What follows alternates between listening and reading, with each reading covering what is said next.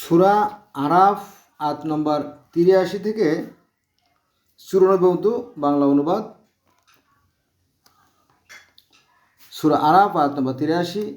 অতঃপর আমি লূতকে তার পরিবারবর্গকে উদ্ধার করেছিলাম। তার স্ত্রী ছিল ধ্বংসপ্রাপ্তদের অন্তর্ভুক্ত। সূরা আরাফ আয়াত নম্বর ৮৪। তাদের উপর মুষলধারে বৃষ্টি বর্ষণ করেছিলাম, সুতরাং অপরাধীদের পরিণাম কি হয়েছিল তা লক্ষ্য করো। সূরা আরাফ আয়াত নম্বর ৮৫। এবং মাদিয়ানবাসীদের নিকট তাদের ভ্রাতা শোয়াইবকে পাঠিয়েছিলাম। সে বলেছিল, হে আমার জাতি, তোমরা আল্লাহর উপাসনা করো, তিনি ব্যতীত তোমাদের অন্য কোনো উপাস্য নেই। নিশ্চয়ই প্রভুর নিকট হতে স্পষ্ট প্রমাণ এসেছে, সুতরাং তোমরা মাফ ও ওজন ঠিকভাবে দেবে। লোকদের তাদের প্রাপ্য বস্তু কম দেবে না এবং পৃথিবীতে শান্তি স্থাপনের পর বিপর্যয় ঘটিও না। তোমাদের জন্য এটি উত্তম এবং তোমরা বিশ্বাসী হও।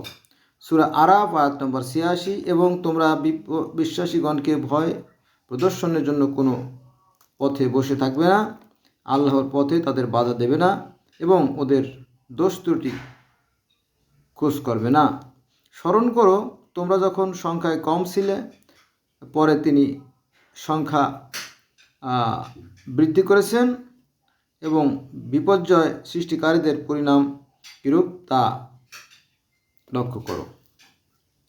সূরা আরাফ আয়াত নম্বর ৮৭। এবং আমার প্রতি যা প্রেরিত হয়েছে তাতে যদি তোমাদের কোনো দল বিশ্বাস করে এবং কোনো দল বিশ্বাস না করে, তবে ধৈর্য ধারণ করো যতক্ষণ না আল্লাহ তাদের মধ্যে মীমাংসা করে দেন, আর তিনি শ্রেষ্ঠ মীমাংসাকারী।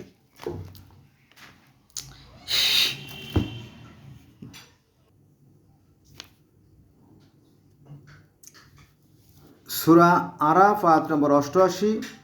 তার সম্প্রদায়ের দাম্ভিক প্রধানগণ বলল, হে শোয়েব,